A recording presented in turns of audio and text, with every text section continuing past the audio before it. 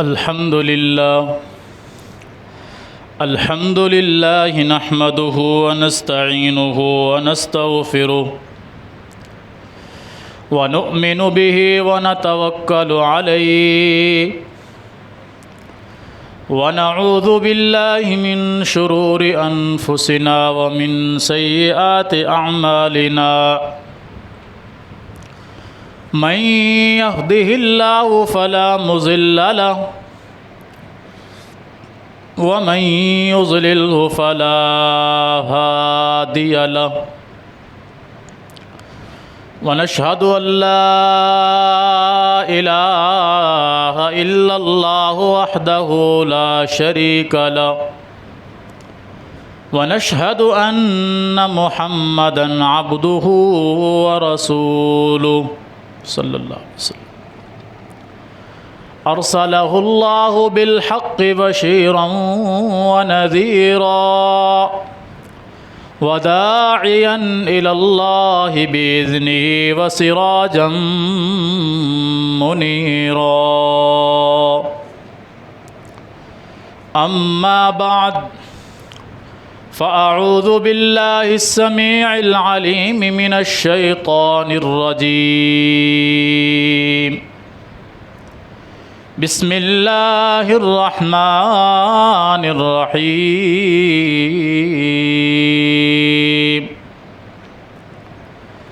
وإذا سألك عبادي عني فإني قريب أجيب دعوة الداعي إذا دعاني فليستجيبوا لي وليؤمنوا بي لعلهم يرشدون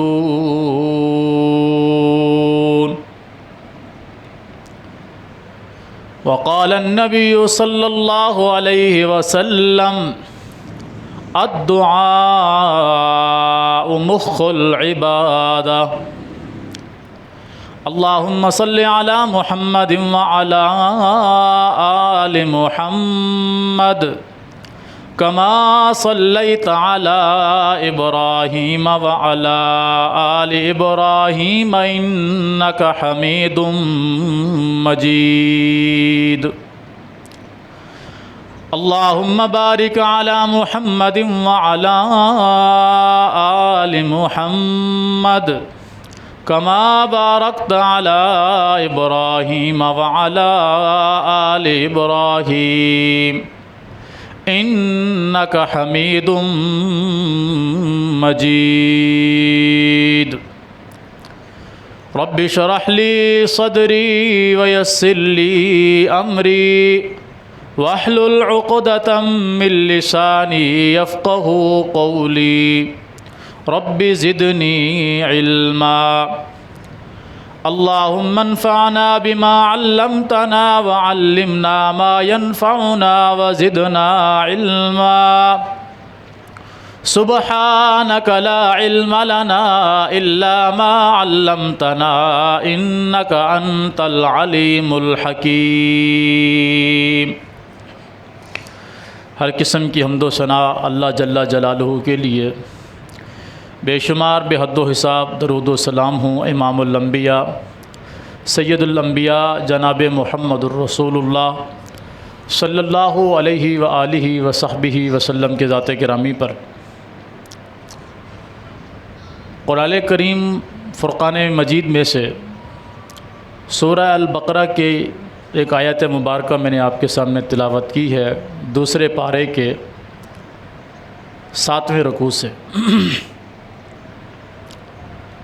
اللہ رب العالمین پیارے پیغمبر جناب محمد الرسول اللہ صلی اللہ علیہ وآلہ وصحبہ وسلم کو مخاطب کر کے فرما رہا ہے کہ اے میرے نبی صلی اللہ علیہ وسلم، میرے بندے جب آپ سے میرے بارے میں پوچھیں کہ اللہ کہاں ہے، ہم نے اس سے دعا کرنی ہے، اس کو پکارنا ہے، اس سے کچھ مانگنا ہے، وہ کہاں پر ہے، تو آپ ان سے فرما دیجئے کہ میں بالکل قریب ہوں، میں ان کے بالکل قریب ہوں اور ہر پکارنے والے کی دعا کو میں سنتا ہوں، اس کو جواب دیتا ہوں، اس کو قبول کرتا ہوں۔ جب بھی میرے بندوں میں سے کوئی بندہ مجھے پکارے، آپ انداز دیکھیں اللہ رب العالمین کا، قربان جائیے ایک ایک لفظ پر، ایک ایک حرف پر قرآن کے، کہ کس انداز میں اللہ رب العالمین اپنے بندوں کو خطاب فرما رہا ہے۔ فرمایا کہ جب میرے بندے آپ سے میرے بارے میں پوچھیں کہ اللہ رب العالمین کہاں ہے، کیوں ایسا پوچھیں؟ تاکہ وہ مجھ سے دعا کر سکیں، مجھے پکار سکیں، میرے سامنے اپنی ضروریات رکھ سکیں،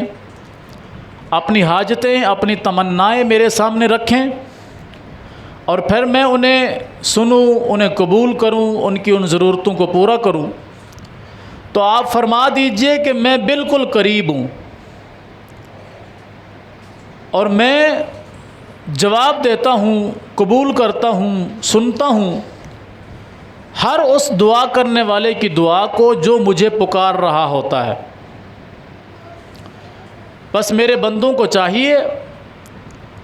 کہ وہ مجھ سے دعا کریں، مجھ سے التجا کریں، مجھ سے مانگیں، مجھے یاد کریں، وَلْيُؤْمِنُوا بِي، اور مجھ پر ہی ایمان رکھیں، تاکہ یہ لوگ ہدایت یافتہ ہو سکیں، سیدھے راستے پر آ سکیں، کامیاب ہو سکیں۔ یہاں جو لفظ ہے نا وَلْيُؤْمِنُوا بِي، انہیں چاہیے کہ مجھ پر ہی ایمان رکھیں۔ کئی ایک معنی مفہوم ہے اس لفظ کے۔ نبی علیہ الصلاۃ والسلام نے فرمایا کہ جب تم میں سے کوئی بندہ اللہ رب العالمین سے دعا کرے تو اسے چاہیے کہ وہ مکمل یقین کے ساتھ دعا کرے کہ اس کی دعا قبول کی جائے گی۔ اطمینان قلب کے ساتھ وہ اپنے رب سے دعا کرے، اپنے رب سے جب بھی مانگے سچے دل سے مانگے، اور دل کے اندر اللہ کی ذات پر مکمل یقین اور اعتماد ہونا چاہیے۔ ایک بندہ مومن کا یہ عقیدہ ہونا چاہیے کہ میری دعا اللہ کے علاوہ کوئی نہیں سنتا، اور میری دعا کو اللہ کے علاوہ کوئی قبول کر ہی نہیں سکتا۔ وَلْيُؤْمِنُوا بِي، مجھ پر ایمان رکھیں، جب وہ مجھے پکاریں تو ان کے دل ڈانوا ڈول نہ ہوں، دل کے اندر یہ خدشات نہ ہوں کہ ہم اللہ کو پکار تو رہے ہیں، پتہ نہیں وہ ہماری دعا سنتا بھی ہے یا نہیں، پتہ نہیں وہ ہماری دعا قبول بھی کرتا ہے یا نہیں، پتہ نہیں ہماری یہ حاجت یا ضرورت پوری ہوگی بھی یا نہیں۔ اس دل کے ساتھ وہ مجھ سے دعا نہ کریں، بلکہ ان کا یقین اور ایمان، اعتماد مجھ پر مکمل ہونا چاہیے۔ انہیں اس بات کا مکمل اطمینان ہونا چاہیے کہ میں ہی ان کی دعا کو سنوں گا، میں ہی ان کی دعا کو قبول کروں گا، میں ہی ان کی ضرورتوں کو پورا کروں گا۔ اس لیے نبی مکرم صلی اللہ علیہ وسلم نے فرمایا کہ جب بھی تم میں سے کوئی اللہ سے دعا کرے، یقین قلب کے ساتھ کرے، اس طرح نہ کرے کہ اس کے دل کے اندر یقین نہ ہو، اطمینان نہ ہو۔ آج جو ہماری دعائیں قبول نہیں ہوتی، ہماری ضرورتیں، ہماری حاجتیں پوری نہیں ہوتی، ہم پریشان ہیں، کبھی ہم نے غور و فکر کیا ہے کہ ایسا ہمارے ساتھ کیوں ہو رہا ہے؟ ہم اپنے رب کے ساتھ مخلص نہیں ہیں، ہم اس سے دعا ضرور کرتے ہیں، لیکن ہمارا یقین اللہ کی ذات پر نہیں ہوتا، ہمارا یقین اور بھروسہ لوگوں پر ہوتا ہے کہ یہ اگر ہمارے اس کام کے اندر مدد کریں گے تو ہمارا کام ہو سکتا ہے، اگر فلاں فلاں کام میں یہ لوگ ہماری معاونت کر دیں گے تو ہمارا کام ہوگا، اگر یہ معاونت نہیں کریں گے تو ہمارا کام تو ہو ہی نہیں سکتا۔ اور ادھر سے یہ اللہ سے بھی دعا کر رہا ہوتا ہے، یا اللہ تو ہی اپنے فضل سے میرا کام پورا کر دے، لیکن اللہ کی ذات پر اس کو اتنا بھروسہ نہیں ہوتا جتنا یہ اعتماد اور یقین لوگوں پر رکھے ہوئے ہوتا ہے۔ اور جب کوئی بندہ اتنا بد دل ہو جائے کہ اس کا یقین اور اعتماد اللہ کی ذات پر نہ ہو، لوگوں پر ہو، کہ یہ میری کسی ضرورت کے اندر میرے کام آ سکتے ہیں تو میرا مسئلہ حل ہو سکتا ہے، اگر یہ میرے کسی کام کے اندر میرے کام نہ آئے، میری ضرورت کو پورا نہ کر سکے، تو بھلا میں کہاں جاؤں گا، کس راستے پر جاؤں گا؟ میرے رب کی قسم ہے، اللہ اس بندے کو بے یار و مددگار چھوڑ دیتا ہے جو اللہ کی ذات سے بھروسہ اٹھا کر کسی اور کی شخصیت پر، زندہ یا مردہ پر اپنا بھروسہ رکھ دے کہ اس کے ذریعے یہ میرا مسئلہ حل ہو سکتا ہے، براہ راست اللہ سے میرا یہ مسئلہ حل نہیں ہو سکتا۔ پھر یہ در در پہ بھٹکتا ہے، کبھی اس دروازے پہ، کبھی اس دروازے پہ، کبھی اس درخت کے سامنے، کبھی اس ڈھیری کے سامنے، کبھی اس درگاہ کے سامنے، کبھی کسی جگہ پر، کبھی کسی جگہ پر، کبھی کسی زندہ سے اس کو یقین ہوتا ہے، کبھی کسی مردہ پر اس کو یقین ہوتا ہے، کبھی دھاگوں پر، کبھی تعویذوں پر، کبھی منکوں پر، کبھی جو ہے منتروں پر، کبھی چھلے کڑے پتھروں پر، انگوٹھیوں پر اس کا یقین تو ہوتا ہے، لیکن اللہ کی ذات پر اس کا یقین نہیں ہوتا۔ اور اللہ کیا فرما رہا ہے؟ فَلْيَسْتَجِيبُوا لِي، مجھے پکارو، وَلْيُؤْمِنُوا بِي، بشرطے کہ اس حالت پہ مجھے پکارو کہ تمہارا مجھ پر ایمان ہو، تمہارا مجھ پر یہ ایمان ہو کہ ہماری دعا کو صرف ہمارا رب سنتا ہے، وہ قبول کرتا ہے، اس کے علاوہ کوئی نہیں ہے جو ہماری دعاؤں کو سن سکے، جو ہماری دعاؤں کو قبول کر سکے۔ قرآن کریم کو آپ پڑھیں 26ویں پارے کو، یا سورہ اعراف کو 19ویں پارے کو، سورہ اعراف کے آخری 2 رکوع کی آپ تلاوت کریں، اللہ کی قسم آپ حیران رہ جائیں گے۔ اللہ نے فرمایا ان الذین تدعون من دون اللہ عباد امثالکم، یہ جو تم لوگوں کو اللہ کے مقابلے میں بلاتے ہو نا، ان سے دعائیں کرتے ہو، ان سے التجائیں کرتے ہو، ان میں سے کسی کے اندر یہ طاقت نہیں ہے کہ وہ تمہاری دعاؤں کو سن سکے،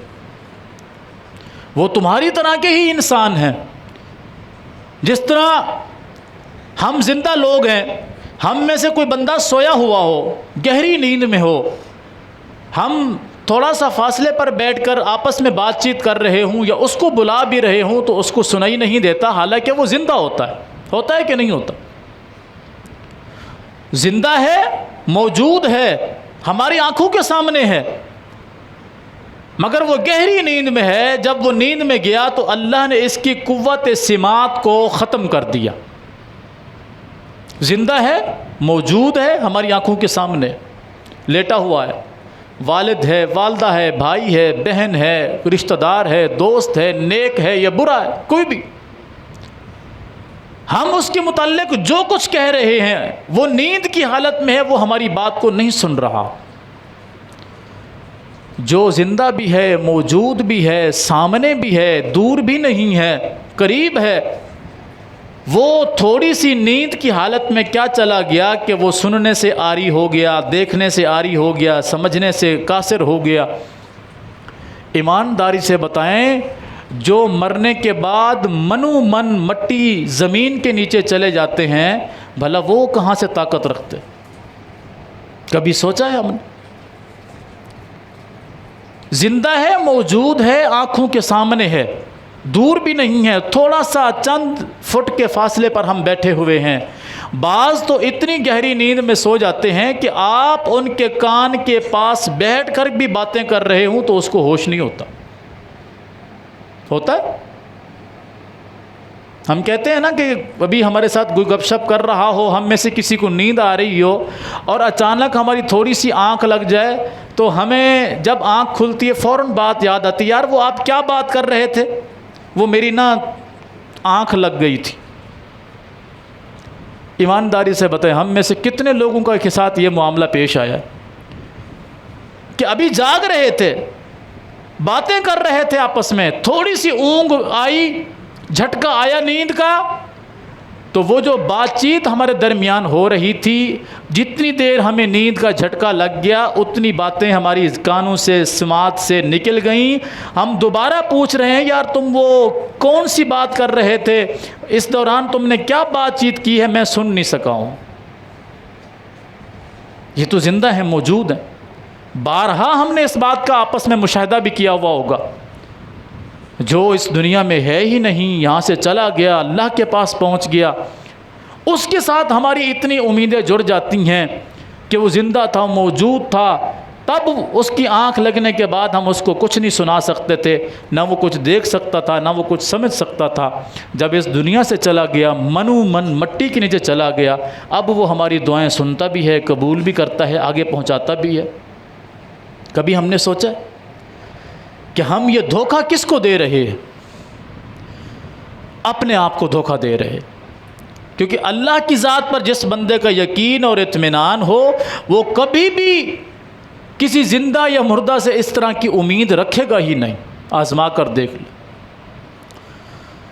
اس کا ایک ہی بھروسہ ہوگا کہ میری دعاؤں کو سننے والا صرف ایک ہے جو آسمانوں کے اوپر ہے۔ وہ اپنی ذات کے، اپنے وجود کے اعتبار سے آسمانوں پر موجود ہے، اپنی طاقت اور قدرت کے حساب سے وہ ہر جگہ پر اس کی طاقت اور قدرت موجود ہے۔ اتنی طاقت اور قدرت اس کی موجود ہے کہ سیاہ رات میں سیاہ پتھر پر سیاہ کلر کی چونٹی جب اس پہ چل رہی ہوتی ہے، اللہ اس کے قدموں کی آہٹ کو آسمانوں پر سن رہا ہوتا ہے۔ وہ اتنا قریب ہے، وہ اتنا قریب ہے کہ ہم اپنی زبان سے کوئی جملہ نہ بھی نکالیں، ہم اپنے دل و دماغ میں صرف اس کو سوچیں، وہ تب بھی جانتا ہے کہ سوچنا تو بات کی بات، اسے یہ بھی پتا ہوتا ہے کہ میرا بندہ اب کیا سوچے گا، میرا بندہ اب اپنے دل کے اندر کون سا خیال لے کر آئے گا، کون سی بات یہ ابھی اپنے دل میں سوچے گا، وہ اتنا جانتا ہے۔ جو اس قدر ہمارے دلوں کے حالات سے واقف ہو، اس قدر ہمارے قریب ہو، ہم کتنے بد نصیب ہیں کہ اتنے مشفق اور کریم رب کو چھوڑ کر کسی ایسے سے امید لگائے بیٹھے ہیں جس کے اپنے پلے بھی کچھ نہیں۔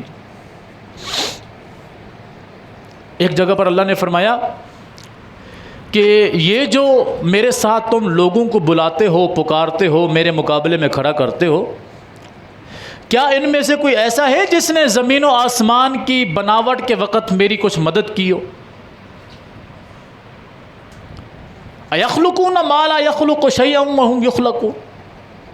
کیا ان میں سے کوئی ایسا ہے کہ زمین و آسمان اور اس کے درمیان جو کچھ موجود ہے، جب میں اس کو پیدا کر رہا تھا کیا ان میں سے کوئی موجود تھا اس وقت جو میری معاونت کرنے والا ہو؟ کیا ان میں سے کوئی ایسا ہے جس نے زمین و آسمان کے اندر پیدا کی گئی کسی چیز کے اندر پیدا کرنے میں کوئی حصہ داری ملائی ہو؟ فرمایا وَهُمْ يُخْلَقُونَ، وہ تو خود پیدا کیے گئے ہیں، انہیں پیدا کیا گیا ہے، انہوں نے کیا پیدا کرنا تھا۔ اس قدر اللہ رب العالمین قرآن کے اندر سمجھا رہا ہے۔ واللہ با خدا اگر کوئی بندہ قرآن کریم کو ترجمے کے ساتھ پڑھنا شروع کر دے، اس کو پتہ چل جائے کہ میرا رب مجھ سے کیا کہہ رہا ہے۔ میں کئی دفعہ یہ مثال دیا کرتا ہوں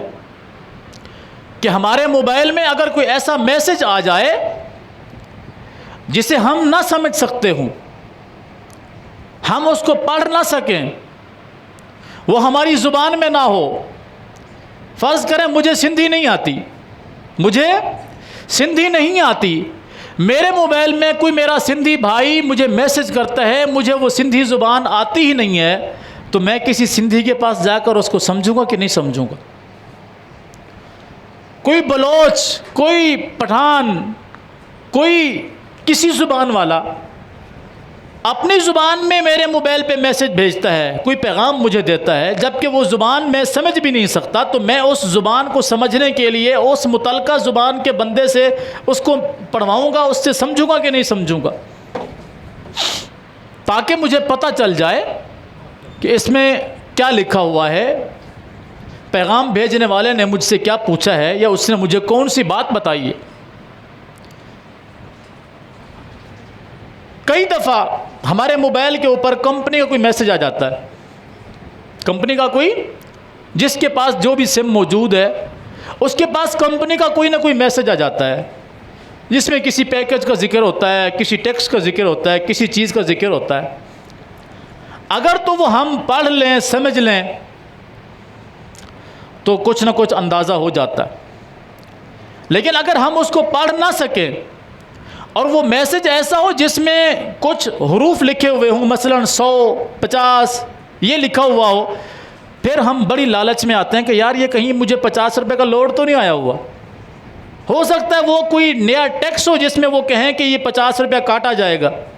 لیکن وہ 50 کا، 10 کا، 100 کا ہنسا دیکھ کر ہمارے دل میں ایک لالچ آ جاتی ہے، ہم فوراً پڑھاتے ہیں یار یہ پڑھو یہ کیا لکھا ہوا ہے، کسی نے مجھے 100 روپے بھیجا ہے، کمپنی نے مجھے بھیجا ہے، یا کیا کہہ رہے۔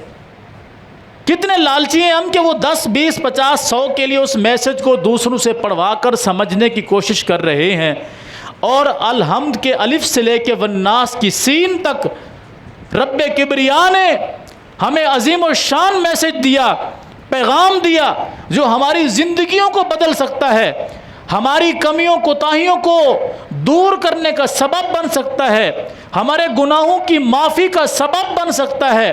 اللہ کو راضی کرنے کا سبب بن سکتا ہے، جنت میں جانے کا سبب بن سکتا ہے، جہنم سے بچنے کا سبب بن سکتا ہے، حقوق اللہ اور حقوق العباد کی پہچان کا سبب بن سکتا ہے۔ اور ہم اتنے غافل ہیں کہ ہمیں ضرورت ہی نہیں ہے سمجھنے کی، ہم نے مولویوں کے کندھوں پر بندوق رکھ دی ہوئی ہے کہ جو کچھ یہ سمجھیں گے سمجھائیں گے، قیامت کے دن جواب بھی یہی دیں گے، ہمارا اس سے کوئی تعلق نہیں ہے، نہ ہمیں اس کی سمجھ آتی۔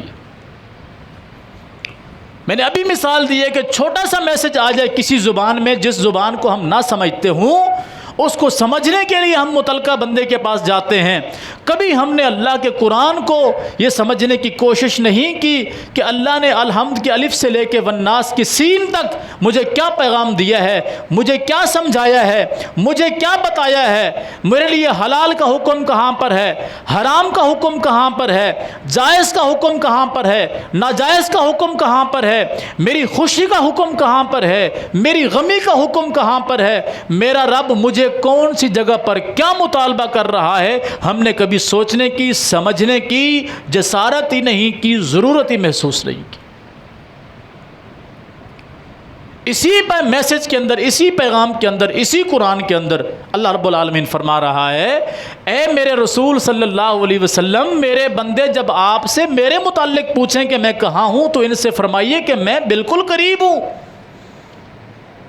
اچھا، کتنا قریب ہے اللہ؟ ساتوں آسمانوں کے اوپر، پھر عرش سے اوپر کرسی، وہاں اللہ موجود ہے، وہاں سے ہماری سن رہا ہے، یا اس کے سننے کی ہمت اور طاقت ہمارے قریب ہے؟ آہستہ پکاریں گے وہ تب سنے گا، یا اونچی آواز میں پکارنا پڑے گا؟ اسپیکر میں اس کو پکارنا پڑے گا؟ گھر کے اندر، گھر کے باہر کہیں کھڑے ہو کر اس کو پکارنا پڑے گا تب سنے گا؟ نہیں۔ میں نے پہلے گزارش کی ہے کہ ہم اپنے دل کے اندر کسی خیال کو لائے ہی نہیں ہوتے، ہمارا رب پہلے جانتا ہے کہ میرا بندہ کیا سوچنے والا ہے۔ اور یہ میں نہیں کہہ رہا ہوں، اللہ کا قرآن کہہ رہا ہے کہ ان اللہ علیم بذات الصدور، تمہارے سینے میں، تمہارے دل میں جو خیال پیدا ہونے والا ہوتا ہے، اللہ اس سے بھی واقف ہوتا ہے، اللہ اس سے بھی واقف ہوتا ہے۔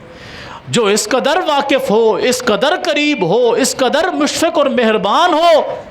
کہ ہم نے ابھی تک پکارا ہی نہیں ہے، سوچا ہی نہیں ہے، خیال بھی ہمارے دل میں نہیں آیا، وہ پہلے سے سب کچھ جان رہا ہے، پھر ہم کہتے ہیں کہ پتہ نہیں وہ ہماری دعاؤں کو سنتا ہے نہیں سنتا، قبول کرے گا کہ نہیں کرے گا، ہم تو اتنے گناہگار ہیں، اتنے سیاکار ہیں، خطا کار ہیں، بد کردار ہیں، سر سے لے کے پاؤں تک گناہوں کے اندر لتھڑے ہوئے ہیں. نمازیں ہم نہیں پڑھتے، روزے ہم نہیں رکھتے، قرآن ہم نہیں پڑھتے، صحیح ہمیں تو حلال و حرام کا علم نہیں، پاک کی ناپاکی کا علم نہیں، ہم تو سارے گناہوں کے اندر ڈوبے ہوئے ہیں، پتہ نہیں وہ ہماری دعا کو سنے گا کہ نہیں سنے گا. اس کے لیے کسی ایسے بندے کے پاس جانا پڑے گا جو اس کے قریب ہو، تاکہ ہم اس کو کہیں، وہ اس کو کہے، پھر وہ ہماری بات آگے پہنچائے. ہم سے بھی کوئی بڑا بے وقوف ہے؟ جو رب رحمان یہ فرما رہا ہے کہ میں تمہارے دل میں اٹھنے والے وسوسے کو بھی پہلے جانتا ہوں، تمہارے دل میں کیا خیال آئے گا، ان اللہ علیم بذات الصدور، تمہارے دل میں کیا خیال آئے گا، کیا وسوسہ آئے گا، کیا تم سوچو گے، میں اس کو بھی جانتا ہوں. پھر بھی میں کہتا ہوں کہ پتہ نہیں وہ میری دعاؤں کو سنے گا یا قبول کرے گا یا نہیں کرے گا. تو یہ وہ بات ہے کہ ہم اپنے رب پر ایمان رکھتے ہی نہیں ہیں. اور وہ کہہ رہا ہے کہ مجھے پکارو، لیکن مجھے پکارنے سے پہلے تمہارا یقین مجھ پر ہونا چاہیے کہ ہماری پکار کو صرف ہمارا رب ہی سن سکتا ہے. یہ تمہارا یقین مجھ پر ہوگا تو تمہاری پکار بھی تمہارے کام آ جائے گی، تمہاری دعا بھی تمہارے کام آ جائے گی. فَلْيَسْتَجِيبُوا لِي، مجھے پکارو، بشرط کہ وَلْيُؤْمِنُوا بِي، تمہارا مجھ پر ایمان ہونا چاہیے. اور میں نے کیا بتایا کہ جناب محمد الرسول اللہ صلی اللہ علیہ وسلم نے کیا فرمایا، جب تم اپنے رب سے دعا کرو اس یقین اور اطمینان کے ساتھ کرو کہ تمہارا رب دعاؤں کو سنتا ہے، قبول کرتا ہے. ٹوٹے ہوئے دل کے ساتھ دعا نہ کرو، کاغذی کاروائی پوری کرنے کے لیے دعا نہ کرو. اچھا دعا کر کے دیکھ لیتے ہیں، قبول ہو گئی تو ٹھیک ہے، نہیں ہوگی تو پھر اس کی مرضی. اللہ کو ہیلے بہانوں میں مت رکھو، اسے جب بھی پکارو اتنے یقین اور اطمینان سے پکارو کہ تمہاری زبان سے لفظ نکلے گا بعد میں، اس لفظ کو وہ رب کریم پہلے سے جانتا ہے. پھر اس دعا کا مزہ دیکھو، پھر اس دعا کی لذت دیکھو. جب اس قدر اللہ کی ذات پر پختہ یقین ہوگا، میرے رب کی قسم ہے ہماری کوئی مشکل ہی نہیں رہے گی. اپنی مشکلوں سے کہہ دو ہمارا اللہ بڑا ہے، اپنی مشکلوں سے کہہ دو ہمارا اللہ بڑا ہے. ہماری مشکلات اتنی بڑی نہیں ہیں جتنا ہمارا رب کبریا بڑا ہے. ہمارے گناہ اتنے بڑے نہیں ہیں جتنے ہماری رب کی رحمت بڑی ہے. ہمارے جرم اتنے بڑے نہیں ہیں جتنی اس کی مغفرت اور اس کی رحمت بڑی ہے. جو فرما رہا ہے کہ میرے غصے اور میری رحمت نے مقابلہ کیا، دوڑ لگائی، میری رحمت میرے غصے پر غالب آ گئی. اللہ کا غصہ بھی بہت ہے، قہار ہے، قہار، بہت زیادہ سخت، بہت زیادہ سخت. لیکن ارحم الراحمین بھی ہے کہ سب سے زیادہ رحم کرنے والا. سخت بھی سب سے بڑا، مگر اس کی سختی سے اس کی رحمت بڑی ہے. یہ اس کا فرمان کہ میرے غصے سے میری رحمت زیادہ ہے، میری رحمت میرے غصے پر غالب ہے. رحمت بھی اللہ کی صفت ہے، غصہ غضب بھی اللہ کی صفت ہے، مگر ان دونوں صفتوں میں سے اللہ کی جو رحمت ہے وہ اللہ کے غضب سے زیادہ ہے. میں جس قدر گناہ گار ہو جاؤں، آپ جس قدر گناہ گار ہو جائیں، کیا ہماری زندگی بھر کے گناہ ہماری رحمت کے، ہمارے رب کی رحمت کا ایک قطرہ بھی مقابلہ کر سکتے ہیں؟ نہیں کر سکتے. اور میں نے غالباً پچھلے جمعے میں یہ گزارش کی تھی کہ اللہ رب العالمین فرماتا ہے، اے ابن آدم تو مجھے قیامت کے دن اس حالت میں ملے کہ زمین و آسمان کی خالی جگہیں تیرے گناہوں سے بھری ہوئی ہوں. اس قدر تو مجھے ملے، اس حالت میں ملے کہ زمین و آسمان کے خلا تیرے گناہوں سے بھرے ہوئے ہوں. جو دنیا جہاں کا گناہ تجھ سے ہو گیا بس ایک گناہ اس کے اندر نہ ہو کہ تو نے میرے ساتھ کسی کو شریک نہ ٹھہرایا ہو، میرے مقابلے میں کسی کو کھڑا نہ کیا ہو، میرے جیسا کسی کو نہ سمجھا ہو، میرا مددگار تم نے کسی کو نہ بنایا ہو، تمہارا یقین اور ایمان صرف مجھ پر ہو، تم جس قدر بھی گناہ گار ہو، اتنے گناہ گار ہو کہ زمین و آسمان کے خلا تمہارے گناہوں سے بھرے ہوئے ہیں، میں چاہوں گا تو تمہارے تمام گناہوں کو بخش دوں گا، اتنی ہی تمہیں رحمتیں اور نعمتیں اور درجات عطا فرماؤں گا، فلا ابالی، مجھے اس پر کوئی پریشانی ہوتی ہی نہیں ہے، کوئی مجھ سے پوچھنے والا ہی نہیں، کوئی مجھے یہ نہیں کہہ سکتا کہ اے اللہ یہ تو زمین و آسمان کے خلاؤں کو گناہوں سے بھر کر آیا ہے، بھلا اس پر تو نے رحمت کر دی۔ فرمایا مجھے کوئی پوچھنے والا نہیں، میری رحمت میں کوئی کمی نہیں آ سکتی کہ میں زمین و آسمان کے بھرے ہوئے گناہوں کو نیکیوں میں تبدیل کر کے تجھے جنت میں داخل کر سکتا ہوں، مجھ سے کوئی پوچھنے والا نہیں ہے۔ اور اگر تو مجھے اس حالت میں ملے کہ زمین و آسمان کے خلا تیری نیکیوں سے بھرے ہوئے ہوں، دنیا جہاں کی تو نے نیکیاں کی ہوئی ہوں، اتنی نیکیاں ہوں کہ زمین و آسمان کے خلا ان نیکیوں سے بھر جائے، مگر ان نیکیوں کے اندر ایک گناہ شامل ہو کہ تو نے میرے مقابلے میں کسی کو کھڑا کر دیا، میرا جیسا کسی کو سمجھ لیا، میرا مددگار کسی کو سمجھ لیا، تیرے دل اور گمان میں صرف اتنی سی بات آ گئی کہ فلاں بھی یہ کام کر سکتا ہے، اللہ تو کرے گا ہی کرے گا، فلاں کے اندر بھی یہ کام کرنے کی طاقت اور ہمت ہے، اس کو چھوڑ کر اس سے لے لیتا ہوں، اس سے مانگ لیتا ہوں،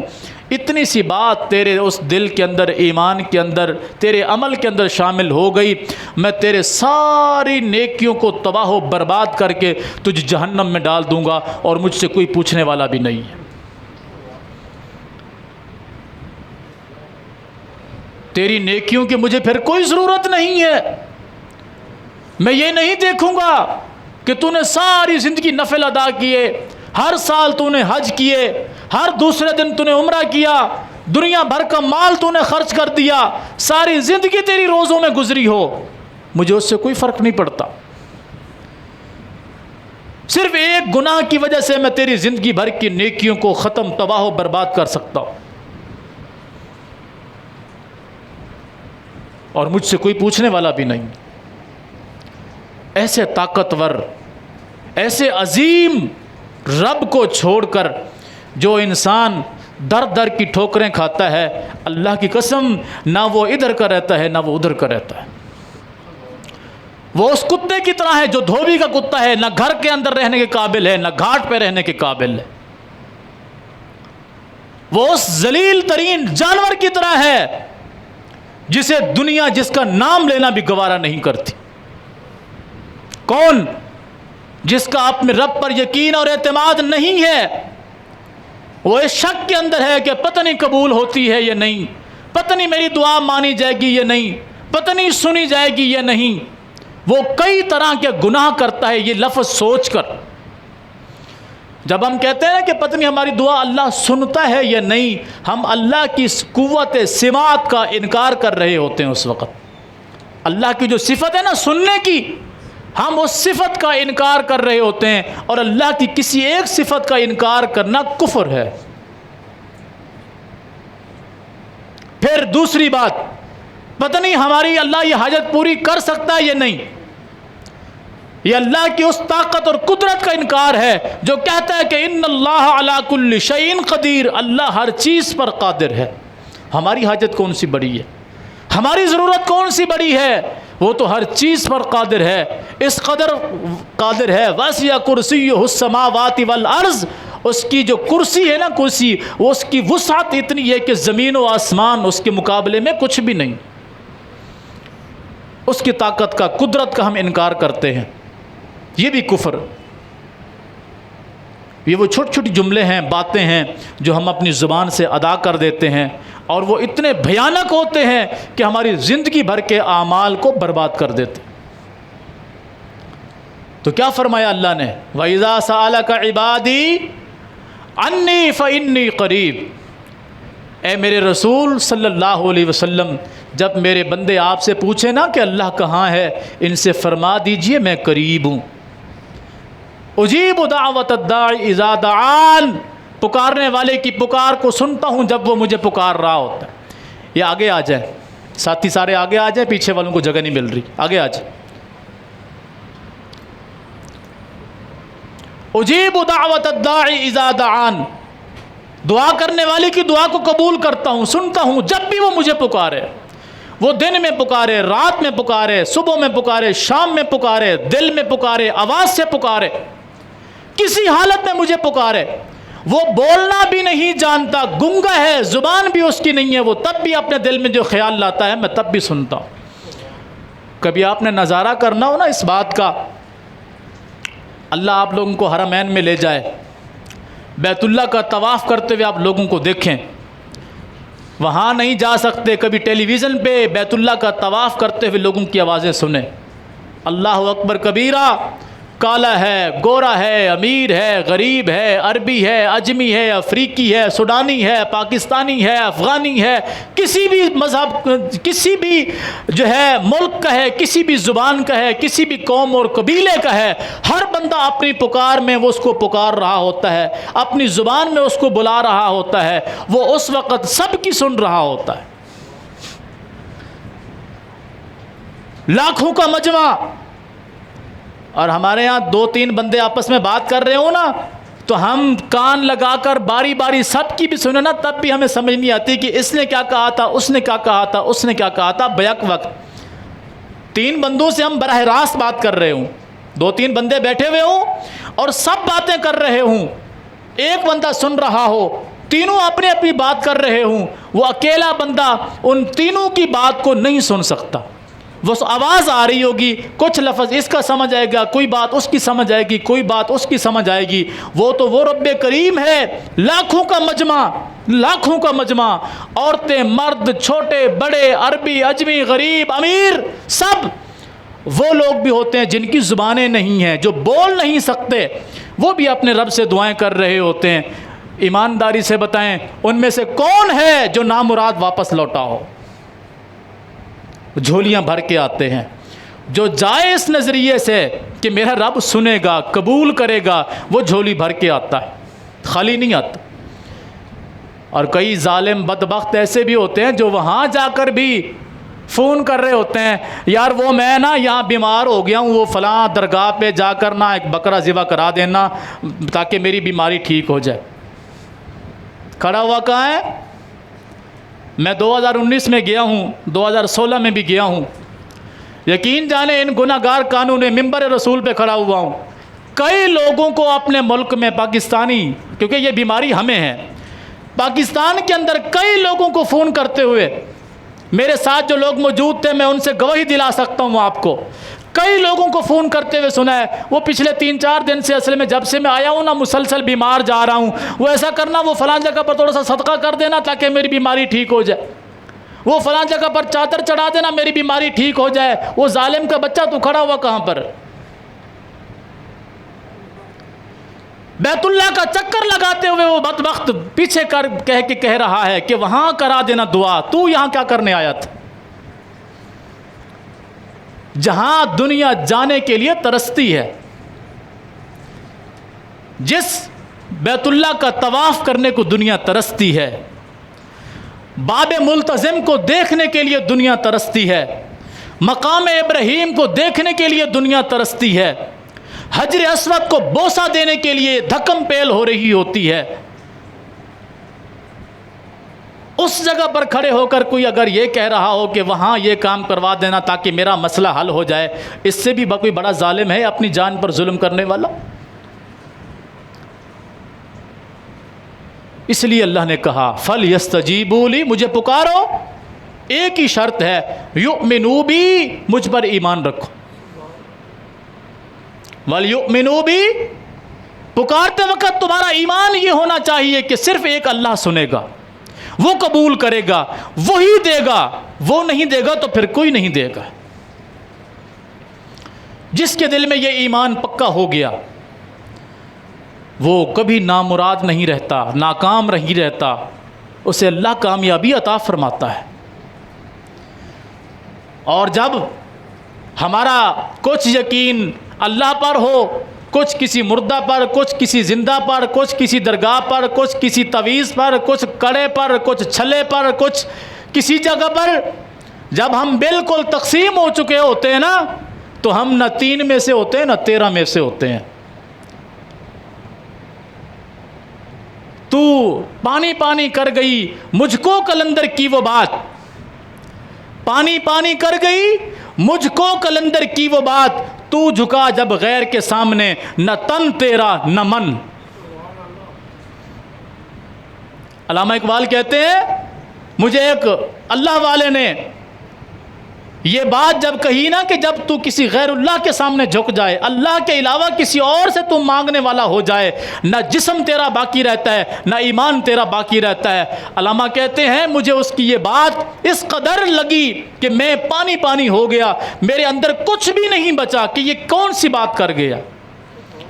پانی پانی کر گئی مجھ کو قلندر کی یہ بات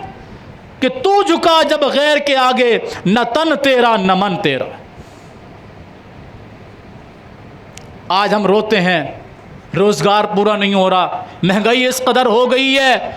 10 روپے کی چیز 1000 روپے پہ پہنچ گئی ہے، غریب بیچارہ کہاں سے کھائے گا؟ وہ اللہ کے بندے وہ کہاں سے کھا رہا ہے؟ وہ کتا، وہ بلا، وہ سور، وہ جانور، وہ مخلوق، وہ کہاں سے کھا رہی ہے؟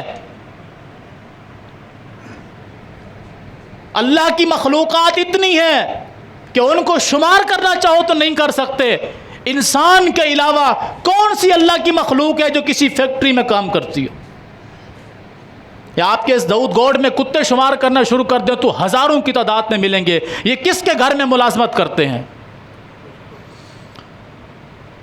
جنگلوں میں چلے جائیں، جانور، چیر پھاڑ کرنے والے جانور، درختوں پہ دیکھ لیں اڑنے والے پرندے، زمین پر رینگنے والی چونٹیاں، پتھروں کے اندر موجود کیڑے، کس کے ہاں نوکری کر رہے ہوتے ہیں؟ اللہ ان کو نہیں کھلا رہا ہوتا؟ وَمَا مِن دَابَّةٍ فِي الْأَرْضِ إِلَّا عَلَى اللَّهِ رِزْقُهَا وَيَعْلَمُ مُسْتَقَرَّهَا وَمُسْتَوْدَعَهَا كُلٌّ فِي كِتَابٍ مُبِينٍ۔ یہ 12ویں پارے کی پہلی آیت ہے۔ وَمَا مِن دَابَّةٍ فِي الْأَرْضِ، جو کچھ زمین کے اوپر چلنے والی چیز ہے، جو کچھ، اس جو کچھ میں خاص چیز نہیں ہے فلاں فلاں چیزیں ہیں ان کا میں ذمہ دار ہوں باقیوں کا نہیں، ما موصولہ ہے جس کا معنی یہ ہوتا ہے کہ ہر چیز کو وہ کور کرتا ہے۔ وَمَا مِن دَابَّةٍ فِي الْأَرْضِ، زمین کے اوپر چلنے والی کوئی بھی شے وہ ایسی نہیں ہے الا علی اللہ رزقها، مگر اللہ کے ذمہ ہے اس کا رزق بھی۔ اللہ جانتا ہے اس نے کتنے دن کہاں ٹھہرنا ہے، اللہ جانتا ہے اس نے کب کہاں مرنا ہے۔ کل فی کتاب مبین، اللہ نے ہر چیز کو کتاب مبین کے اندر لکھ رکھا ہے، ہر ایک کی زندگی، اس کی موت، اس کا رزق، سب کچھ لکھا ہوا ہے۔ آخری بات کر کے اپنی بات ختم کرتا ہوں۔ سلیمان علیہ السلام اللہ کے عظیم المرتبت پیغمبر ہیں، اتنے بڑے پیغمبر کہ وہ اللہ سے دعا کر کے کہہ رہے ہیں کہ یا اللہ مجھے ایسی بادشاہت عطا فرما۔ قرآن کے اندر یہ لفظ موجود ہے، یہ لفظ قرآن کے اندر موجود ہے، اے اللہ مجھے اتنی بادشاہت عطا فرما کہ مجھ سے پہلے ایسی بادشاہت کسی کو نہ ملی ہو، میرے بعد بھی کسی کو نہ ملے، نہ مجھ سے پہلے وہ بادشاہت کسی کو ملی ہو، جو معجزے، جو چیزیں، جو نعمتیں تو مجھے عطا فرمائے، مجھ سے پہلے بھی وہ کسی کو نہ ملی ہو، میرے بعد بھی کسی کو نہ ملے۔ اور اللہ نے وہ عطا فرمائی۔ وہ کیا چیزیں تھیں کہ سلیمان علیہ السلام کو اللہ نے جنات کو ان کے تابع کر دیا، جنات کو سلیمان علیہ السلام کے تابع کر دیا، ہوا کو اللہ نے سلیمان علیہ السلام کے تابع کر دیا، حتیٰ کہ اللہ کی زمین پر چلنے والی مخلوقات کی زبانوں کو وہ سنتے بھی تھے، سمجھتے بھی تھے۔ آج چونٹی چل رہی ہو، چونٹی ہمیں نظر بھی نہیں آتی، سلیمان علیہ السلام اس کو دیکھتے بھی تھے، اس کی بات کو سنتے بھی تھے، اس کی بات کو سمجھتے بھی تھے۔ یہ بادشاہت اللہ نے اپنے تمام انبیاء میں سے صرف حضرت سلیمان علیہ السلام کو عطا فرمائی۔ پورے قرآن کو پڑھ کر دیکھ لیں، ان کے پاس چونٹی آئی یا ان کا گزر ہوا چونٹی کے پاس سے، تو ایسے تفریح لینے کے لیے چونٹی سے کہا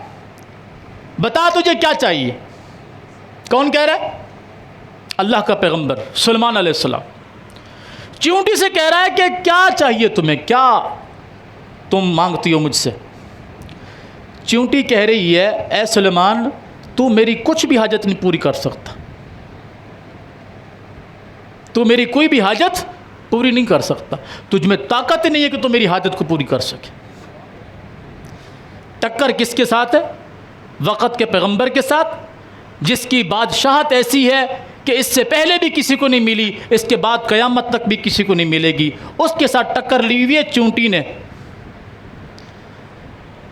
کہ تجھ میں اتنی ہمت نہیں ہے کہ تو مجھ چونٹی کی ضروریات کو پورا کر سکے۔ فرمایا کہ چلو تم مانگو تو صحیح، مانگو تو صحیح، کیا مانگتی ہو؟ چونٹی نے دو ہی لفظ کہے جو محمد الرسول اللہ صلی اللہ علیہ وسلم نے بیان فرمائے۔ فرمایا چونٹی نے سلیمان سے مطالبہ کیا زد فی رزقی زد فی عمری، اگر تو مجھے کچھ دینا چاہتا ہے نا، جتنی میری زندگی میرے رب نے لکھ دی ہے اس میں کچھ اضافہ کر دے، جتنا میرا رزق میرے رب نے لکھ دیا ہے اس میں کچھ اضافہ کر دے۔ سلیمان علیہ السلام عاجز آ گئے، فرمایا میں یہ نہیں کر سکتا، تو کہتی ہے میں نے تو پہلے ہی کہا تھا تم کچھ نہیں کر سکتے، تم میرے متعلق کچھ نہیں کر سکتے،